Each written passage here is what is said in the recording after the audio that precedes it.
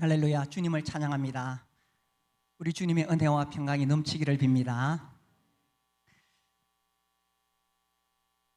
제가 빅터 프랭클 이야기를 한 번씩 하죠.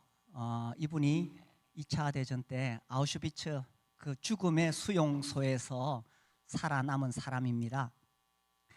자기의 사랑하는 사람들, 부모님과 아내와 또 형제들 거기서 죽음으로 가스실로 그렇게 보내게 되죠.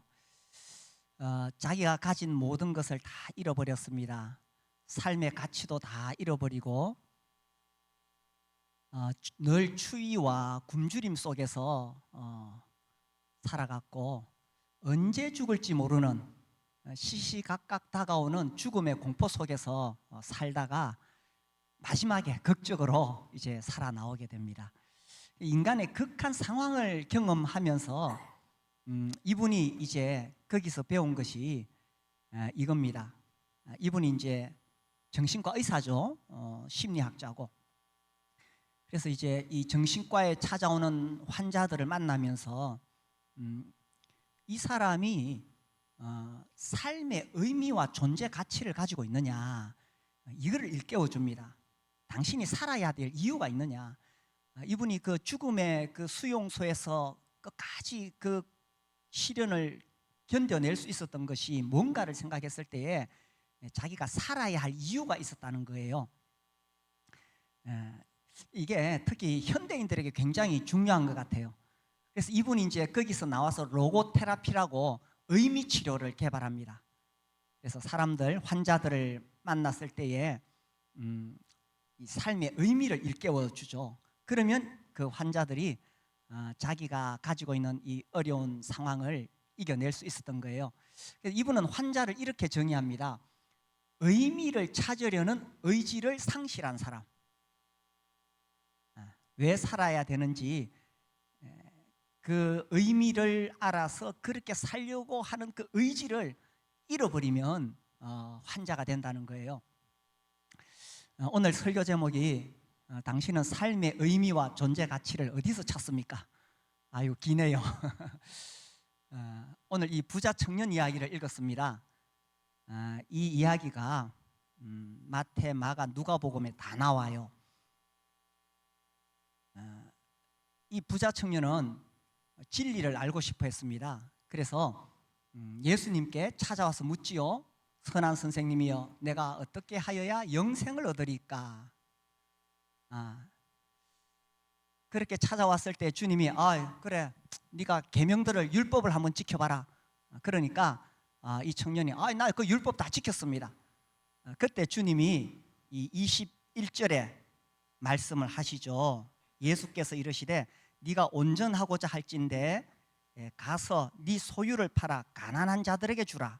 그리하면 하늘에 보화가 네게 있으리라. 그리고 와서 나를 따르라.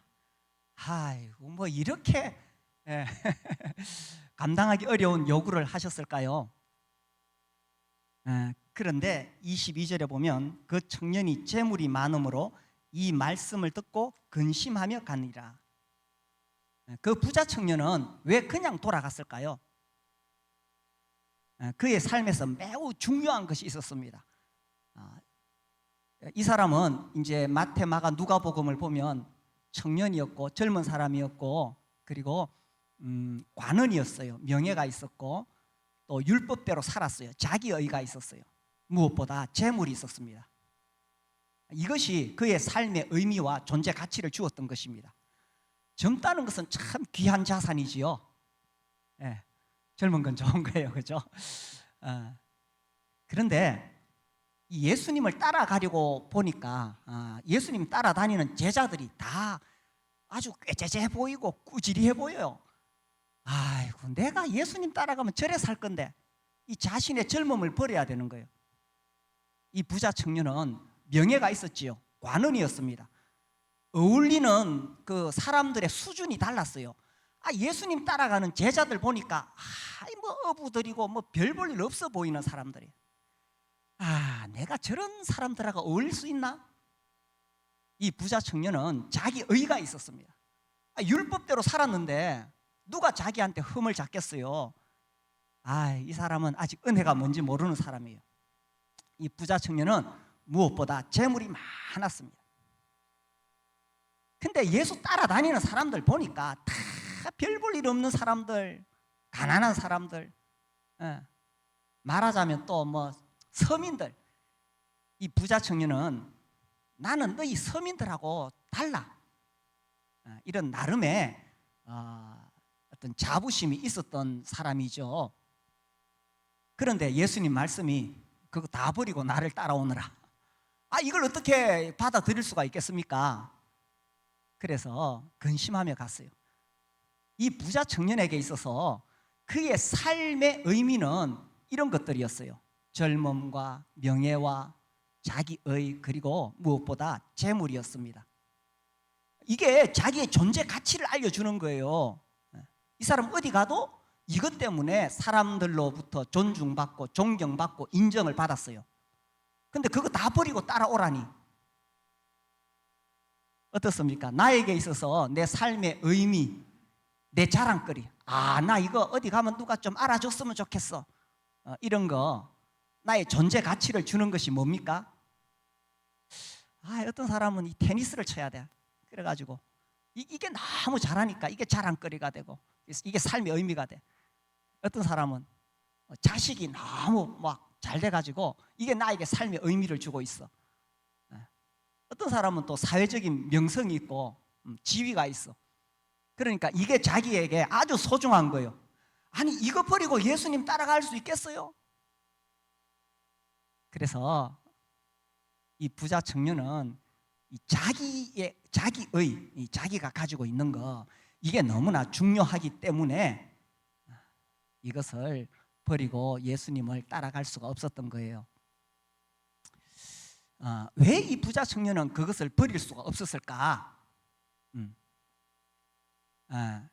이 마가복음, 누가복음에 보면 이 부자 청년은 정말 진리를 알고 싶어 했습니다. 그래서 예수님께 달려와서 무릎을 꿇었다고 했어요. 그만큼 간절했는데 왜 주님이 자기를 따라오라고 하셨을 때 그냥 돌아갔을까? 그게요, 자기가 가지고 있는 거 이게 너무나 소중하기도 하지만은 사실은요, 진짜 예수님이 어떤 분이신지를 몰랐기 때문에 그런 거예요. 진짜 예수님이 어떤 분이신지 알았다면 그는 기꺼이 버릴 수가 있었다는 것입니다. 자, 여기서는 이제 영생을 얻으리까 돼 있죠. 그리고 여기 23절에 보면 천국이라고 돼 있어요. 24절에는 하나님의 나라라고 돼 있어요. 그러니까 이게 전부 같은 의미예요. 넓은 범주에서 예수님 안에 천국도 있고 영생도 있고 하나님의 나라도 있지요. 그리고 이게 25절에는 구원이라는 표현이 나와요. 그러니까 이게 구원이에요. 그래서 넓은 범주에서 이거 다 같은 의미를 지니고 있는 거예요. 이 부자 청년이 왜 이거를 버릴 수가 없었느냐? 그것은 예수님을 몰라봤기 때문에 그런 거예요. 저는 이 말씀을 읽으면서 그 말씀이 떠올랐어요. 돼지에게 진주를 던지지 마라. 뭐 돼지한테 진주를 던져봤자 그걸 발목에 차고 다니겠어요? 목에 걸고 다니겠어요? 그 가치를 모릅니다. 돼지에게는 뭘 던져야 돼요? 감자를 던져야 돼. 그래서 이 부자 청년은 예수님의 그 가치를 몰랐기 때문에 자기가 가지고 있는 것이 더 그에게는 삶의 의미가 되었다는 것입니다. 오늘날 사람들이 왜 예수님을 믿지 않느냐? 예수님이 어떤 분이신지, 예수 안에 있는 영생과 천국과 하나님의 나라, 이 가치를 몰라서 그런 거죠. 그리고 예수님을 믿는다고 말을 하면서도 여전히 자신의 삶의 가치를 세상 것들에 두고 있다면 아직도 예수님을 모르고 있는 거예요. 아직도 예수 안에 있는 영생과 천국과 하나님의 나라의 가치를 모르고 사는 거예요. 진짜 예수님의 가치를 알았다면 이거 기꺼이 다 버릴 수가 있습니다. 진짜 안다면은 어떤 부동산에 중개업소에 막 10년, 20년째 팔라고 내놓은 야산이 있어. 그 굉장히 넓은 야산인데 아무도 사는 사람이 없어. 그런데 어느 날 어떤 사람이 그 야산에 가서 뭐 하다 보니까 그 안에 금광이 있네. 어떻게 하겠어요? 자기 재산 다 팔아가지고 그 야산을 살 겁니다. 그래요, 안 그래요? 그게 마태복음 13장에 나오는 이야기 아닙니까? 13장 44절. 천국은 마치 밭에 감추인 보화와 같으니 사람이 이를 발견한 후 숨겨두고 기뻐하며 돌아가서 어떻게 했습니까? 자기의 소유를 다 팔아 그 밭을 사느니라. 자기의 소유를 다 팔아. 왜냐하면 이 사람은 그 야산의 가치를 알았거든.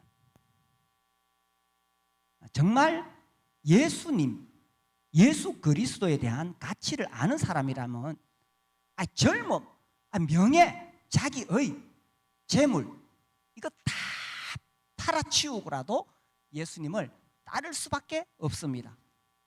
그 가치를 아니까. 이 영생 참 귀한 것이죠. 우리 주님이 우리에게 영생을 주시려고 십자가에 우리 죄를 대신해서 못 박혀 죽으셨습니다. 이 영생은 영원히 산다는 시간적인 개념만 있는 게 아니에요. 이 영생은 질적으로 다른 생명이라는 뜻을 가지고 있습니다. 우리가 이 땅의 세상 끝에 이렇게 살아가는 이런 생명 아니라 정말 하나님의 이 영원한 생명이 나에게 왔을 때 나는 질적으로 다른 삶을 살아갈 수 있는 그런 생명을 받았다는 뜻입니다. 천국 너무나 놀랍죠. 죽어서 끝나는 거예요? 아니에요. 우리의 영혼은 영원합니다. 그런데 우리 주님이 우리에게 영원한 천국을 약속해 주셨어요. 하나님의 나라. 제가 지난 1월 달에 막 이야기했죠. 이 나라의 개념은 통치다. 죽어서 가는 나라뿐만 아니라 우리가 이 땅에서 왕이신 예수의 통치를 받을 때 하나님의 나라 안에 있다. 하나님의 나라는 먹고 마시는 것이 아니요 뭡니까? 의와 평강과 희락이다. 이게 진짜 하나님의 나라잖아요. 이것이 다 예수 안에 있습니다. 그래서 우리가 정말 예수로 충만하면 질적으로 완전히 다른 삶을 살게 될 것이요 사후의 천국이 우리에게 보장되어 있고 이 땅에서 의와 평강과 희락, 하나님의 나라 안에서 살 수 있거든요. 그런데 이 부자 청년은 그 가치를 모르니까 자기의 재물이 더 중요했어요. 자기의 젊음이 더 중요했어요. 자기의 명성이 더 중요했어요. 이거 버릴 수가 없었던 거죠. 자, 두 번째 질문은 이것입니다. 바늘길을 통과한 사람도 있는가? 자, 23절 보세요. 예수께서 제자들에게 이르시되 내가 진실로 너희에게 이르노니 부자는 천국에 들어가기가 어려우니라. 24절 다시 너희에게 말하노니 낙타가 바늘기로 들어가는 것이 부자가 하나님의 나라에 들어가는 것보다 쉬우니라. 자, 여기 보니까 천국, 하나님의 나라 다 같은 개념이에요. 앞에 나오는 영생, 25절에 나오는 구원 같은 의미입니다. 낙타가 바늘기로 들어가는 것이 더 쉽다. 부자가 천국에 들어가는 것. 자, 이것은 어렵다는 거예요? 불가능하다는 거예요? 불가능하다는 거예요. 낙타가 어떻게 바늘길을 통과할 수 있겠어요? 부자가 천국 가는 거 불가능합니다. 그러면 어떻게 가능하냐? 25절에 질문을 하죠. 제자들이 듣고 몹시 놀라 이르되 그렇다면 누가 구원을 얻을 수 있으리까? 26절 읽읍시다. 시작. 예수께서 그들을 보시며 이르시되 사람으로는 할 수 없으나 하나님으로서는 다 하실 수 있는. 26절 너무너무 고맙고 감사한 말씀이죠. 사람으로 할 수 없습니다. 구원은. 아니, 이 재물이 많은 부자에게만 해당되는 게 아니에요. 우리 모두 다 사람으로는 구원을 받을 수가 없어요. 하나님으로서만 받을 수 있어요. 그런데 사실 많은 사람들이 이 구원을 너무 쉽게 생각해요. 제가 자주 월트 챈트리의 이야기를 인용을 하죠. 잃어버린 복음이라는 얇은 책이 있습니다. 이분이 막 강조하는 게, 오늘날 사람들이 이 복음을 너무 쉽게 만들어 놨다. 솜사탕 같은 복음으로 만들어 놓았다. 우리식으로 말하자면 구원파식 구원으로 만들어 놓았다. 너무 쉽게. 그래서 잃어버린 복음, 성경에서 본래 말하고 있는 그 복음, 우리가 잃어버렸어. 우리가 다시 돌아가야 된다는 주장이에요, 이분은. 그러니까 그냥 뭐 믿으면 되지. 믿음을 오해하고 있어. 믿음을 단지 지식적으로 이해하면 믿는다고 생각해요. 지식적으로 동의하면 믿는다고 생각해요. 우리 교회로 따지자면 우리는 뭐 천만다 5시간 공부하잖아요. 그 공부하면 순차적으로 복음이 무엇인가를 설명해 놨는데, 그 이해하면 구원받은 줄 생각해요. 거기에 동의하면 구원받은 줄 생각해요. 그렇지 않습니다. 그리고 결론적으로 그가 정말 예수님 그 복음을 이해하고 동의해서 믿었다면 그의 삶에 어떤 변화가 오느냐? 21절에 이 변화가 와요. 버리고 예수를 따르니라. 나를 따르라 하셨죠, 예수님이. 그래서 저도 나의 구원을 점검하고 또 이렇게 뭐 20년 넘도록 교회에서 목회하면서 정말 이렇게 그 사람의 그 간증이 너무 분명해가지고 침례를 주고 했는데 어느 날 떠나가 버리는 사람들을 보면서 도대체 구원이 뭐냐를 고민할 수밖에 없고 지금도 고민하고 있어요. 정말 그 사람 구원받았느냐? 그래서요, 교리적으로 구원에 대해서 막 딱 부러지게 간증을 쫙 한다고 구원받았느냐? 두고 봐야 돼요. 정말 예수님이 이 부자에게 요구하신 것처럼 버리고 예수를 따르고 있느냐 하는 거예요. 그래서 행함이 없는 믿음은 죽은 것이라고 했을 때에 결국은 그의 삶을 통해서 드러나게 된다는 것입니다. 이 놀라운 구원을 우리가 어떻게 받을 수 있느냐? 성경은 계속 하나님의 선물이다 라고 이야기하고 있습니다. 그래서 사람으로는 할 수 없으되 하나님으로서는 다 하실 수 있느라. 하나님께서 나를 구원해 주시는 거예요. 그 주체가 하나님께 있는 거예요. 그리고 시간이 지나가면서 우리가 알게 되죠. 계속 주님을 잘 따라가고 있는가. 이 누가 구원받을 수 있느냐? 그렇죠. 하나님이 구원하시고 구원받은 사람은 결국 그렇게 21절처럼 됩니다. 이 말씀 보면서 윌리엄 보덴이 생각났어요. 규장에서도 책이 나왔고 전도 출판사에서도 오래전에 번역이 되었습니다. 윌리엄 보덴의 생애. 이분 아무튼 뭐 20살, 26살에 이제 주님께로 가는데요. 시카고에 있는 낙농업자의 대부호의 아들입니다. 젊은 날에 유산을 물려받았어요. 1913년에 세상을 떠나는데 그 당시에 백만장자, 지금으로 따지자면 억만장자도 더 됩니다. 그러니까 백만장자 요즘 별로 힘 못 쓰죠. 근데 그 당시 백만장자는 지금의 억만장자보다 더 대단하죠. 예일대학교 출신이죠. 그 학교 들어가기 전에 이렇게 쭉 세계 여행을 하다가 가난하고 불쌍한 사람들을 위해서 자기가 살겠다고 헌신합니다.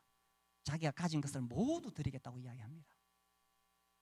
그리고 아버지로부터 그 100만 달러를 유산 받죠. 상속을 받아가지고 그가 이제 예일 대학 졸업하고 이제 선교사로 이슬람 지역에 선교하기 위해서 이슬람어를 배우려고 이집트 카이로에 갑니다.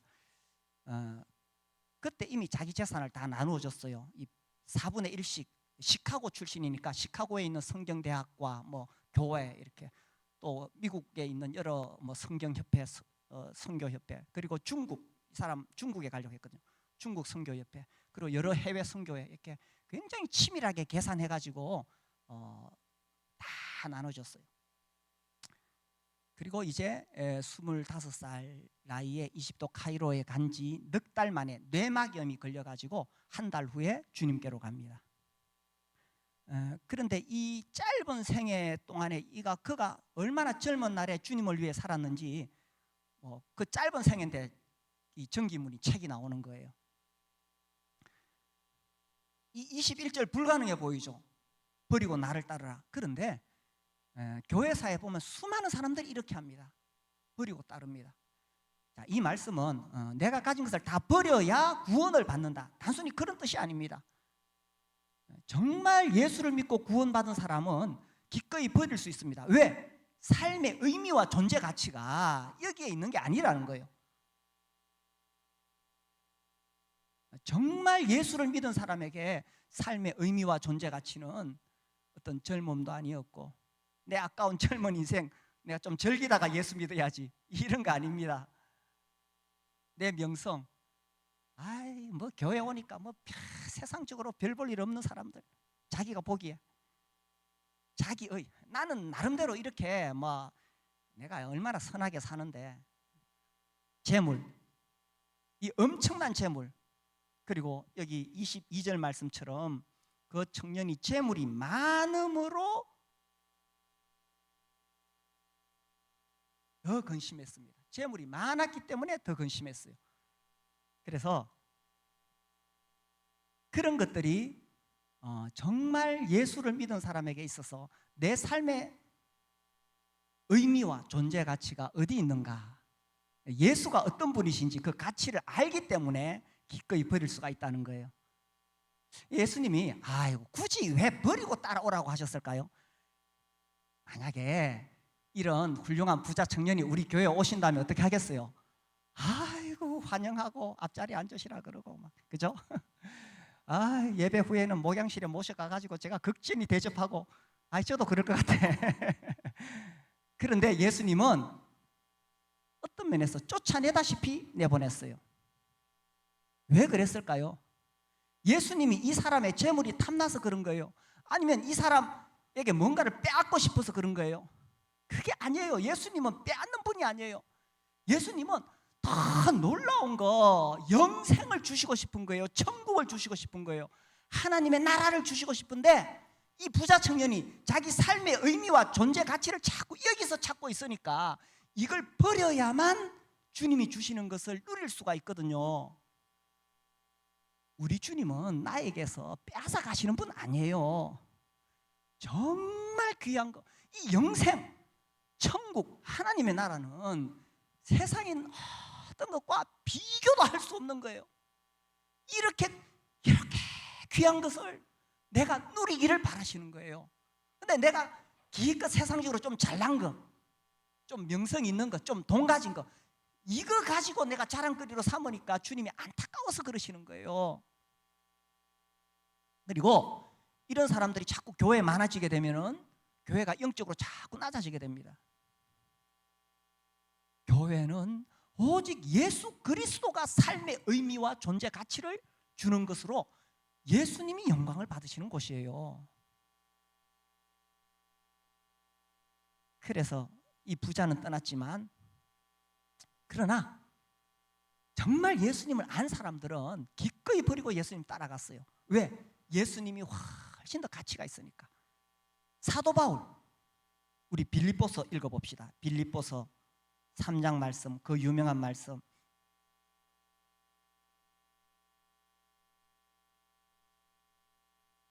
빌립보서 3장 7절부터 9절까지 읽어봅시다. 그러나 시작. 그러나 무엇이든지 내게 유익하던 것을 내가 그리스도를 위하여 다 해로 여길 뿐더러 또한 모든 것을 해로 여김은 내 주 그리스도 예수를 아는 지식이 가장 고상하기 때문이라. 내가 그를 위하여 모든 것을 잃어버리고 배설물로 여김은 그리스도를 얻고 그 안에서 발견되려 함이니 내가 가진 의는 율법에서 난 것이 아니요 오직 그리스도를 믿음으로 말미암은 것이니 곧 믿음으로 하나님께로부터 난 의라. 자, 사도 바울 누구 못지않은 젊음이 있었고 명예가 있었지요. 자기 의가 있었습니다. 율법의 의로는 흠이 없는 자로라. 그 사람 재물도 얼마든지 얻을 수 있는 사람입니다. 그야말로 그 당시에 대권을 잡을 수 있는 그런 위치에 있던 사람이었습니다. 그런데 그걸 다 해로 여긴다. 해로 여긴다는 게 무슨 말이겠어요? 그것 때문에 혹시나 예수님을 아는 것을 조금이라도 놓칠까 봐서 해로 여긴다. 배설물로 여긴다.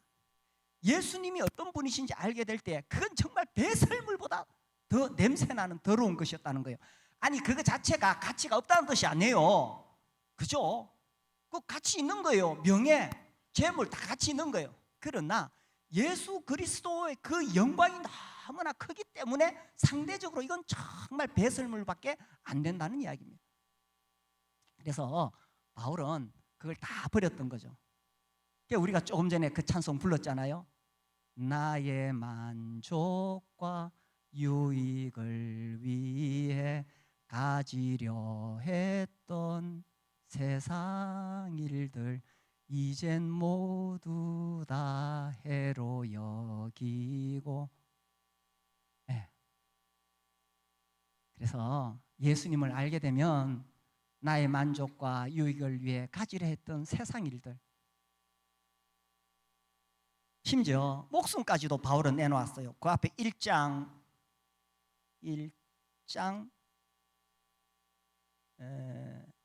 빌립보서 1장 20절과 21절입니다. 우리 같이 읽어봅시다. 20절 시작. 나의 간절한 기대와 소망을 따라 아무 일에든지 부끄러워하지 아니하고 지금도 전과 같이 온전히 담대하여 살든지 죽든지 내 몸에서 그리스도가 존귀하게 되는 이는 내게 사는 것이 그리스도니 죽는 것도 유익함이라. 어떻게 이런 고백을 할 수 있었겠어요? 죽는 것도 유익함이라. 우리 찬송 그런 찬송 있어요. 내 안에 사느니 예수 그리스도라 나의 죽음도 유익함이라. 나의 죽음도 유익함이라.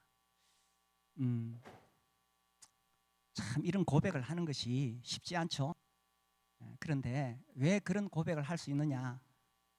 예수의 가치를 알았기 때문에. 예수님 안에 영생이 있고 천국이 있고 하나님의 나라가 있는 것을 알기 때문에. 이제 세 번째 질문입니다. 내가 가진 것을 다 잃어버려도 나는 삶의 의미와 존재 가치를 찾을 수가 있는가? 그렇죠. 살다 보면 우리가 정말 생각지도 못한 그런 상황에 이를 때가 있습니다. 다 잃어버린 것 같아요. 심지어 사람들도 다 나를 떠난 것 같아. 얼마나 외롭고 괴로운지 모릅니다. 그럴 때도 나는 삶의 의미와 존재 가치를 찾을 수 있는가? 성경에 그런 사람 나와요. 하박국 볼까요? 하박국 오열 아오요 미나하스 학성말 이렇게 돼 있죠. 하박국 3장 17절부터 제가 읽을게요. 17절. 비록 무화과 나무가 무성하지 못하며 포도나무에 열매가 없으며 감람나무에 소출이 없으며 밭에 먹을 것이 없으며 우리의 양이 없으며 외양간에 소가 없을지라도 다 잃어버렸습니다. 또 이제 곧 전쟁이 터집니다. 바벨론이 오게 되면 이제 목숨도 위험합니다. 다 잃어버렸는데 어디서 내 삶의 의미와 존재 가치를 찾을 수가 있을까요? 18절 우리 같이 읽어봅시다. 시작. 나는 여호와로 말미암아 즐거워하며 나의 구원의 하나님으로 말미암아 기뻐하리로다. 이게 극적으로 이렇게 확 전환이 되는 것은 하박국에게 있어서 그에게 삶의 의미와 존재 가치를 주는 것은 무화과 열매가 아니었어요. 우리의 양이 아니었어요. 하나님 그분이셨거든요. 하나님 그분, 생명의 근원이신 하나님 그분이 그에게 삶의 의미와 존재 가치를 주었기 때문에 다 잃어버린다 해도 이 사람은 흔들리지 않았던 거예요. 우리 지난 주일 오후에 어느 형제님 간증을 들으셨죠? 이분이 정말 죽으려고 몇 번 시도를 했습니다.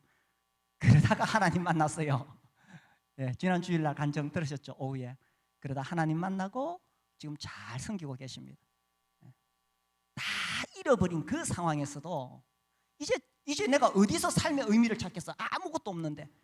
그러나 하나님 만나면, 하나님의 아들 예수 그리스도를 만나면 거기서 삶의 의미와 존재 가치를 비로소 찾을 수가 있었다는 거예요. 짐 엘리엇 생각났습니다.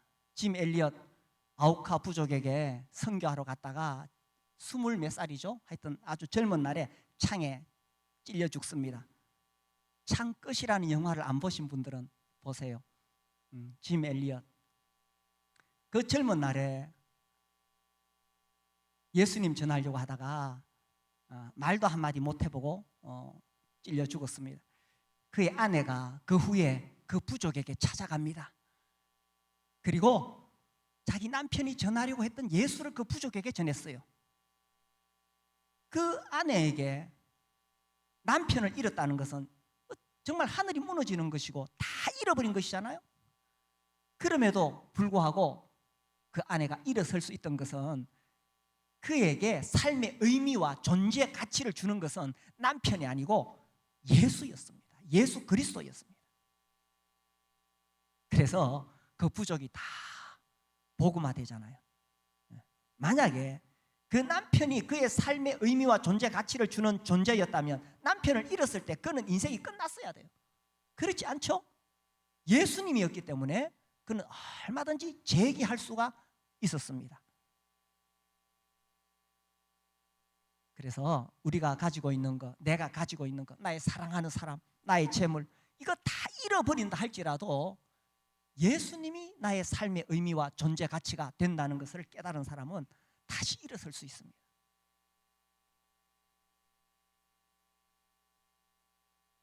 우리가 예수님을 믿어서 좋은 게 뭐냐? 예수 믿어서 복 받아가지고 자식도 잘 되고 사업도 잘 되고 잘 되고 그러니 세상 사람들이 우리를 보고 나도 예수 믿고 저런 복 받아야 되겠다 그랬으면 좋겠는데 예수 믿고도 잘 안 풀리는 사람들이 많아. 여전히 병도 나고 사업도 어렵고 자식도 애먹이고 그래요. 그런데도 불구하고 세상 사람들이 예수 믿는 우리를 봤을 때 어디서 매력을 느끼느냐? 아니 세상적으로 별 볼 일 없어. 가진 것도 없어. 자기보다 잘난 것도 없어. 그럼에도 불구하고 예수가 내 삶의 의미와 존재 가치가 되기 때문에 어떤 시련에도 흔들리지 아니하고 감사하면서 사는 사람. 감사하면 어떻게 돼요? 행복해져요.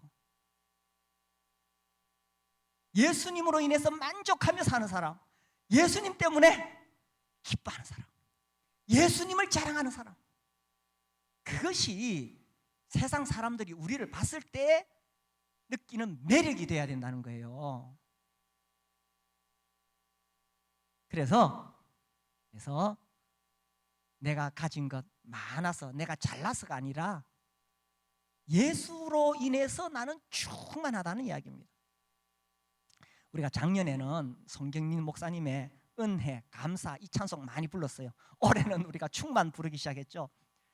저는 그분의 가사를 보면서 이분 정말 도를 깨달은 사람이다 싶어요. 무슨 도를 깨달았어요?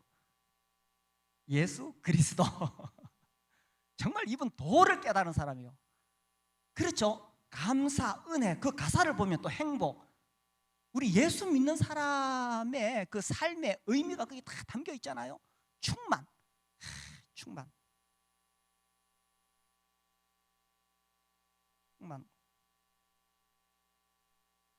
이 가사를 보면은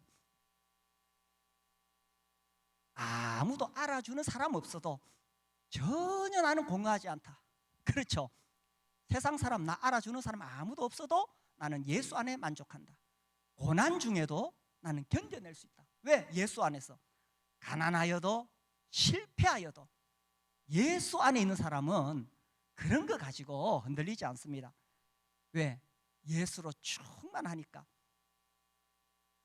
세상의 화려한 것들 부럽지 않죠.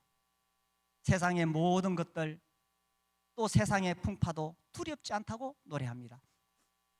이것이 예수로 충만한 사람이겠죠.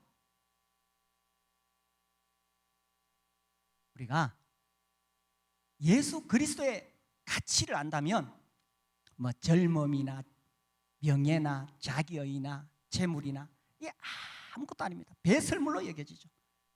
우리가 예수 그리스도로 충만하게 된다면 세상의 화려한 것들 조금도 부럽지 않고 세상의 어떤 풍파도 두렵지 않습니다. 그래서 우리가 예수 그리스도를 더 알아가고 예수 그리스도로 충만한 우리 모두가 되기를 바랍니다. 함께 기도하겠습니다.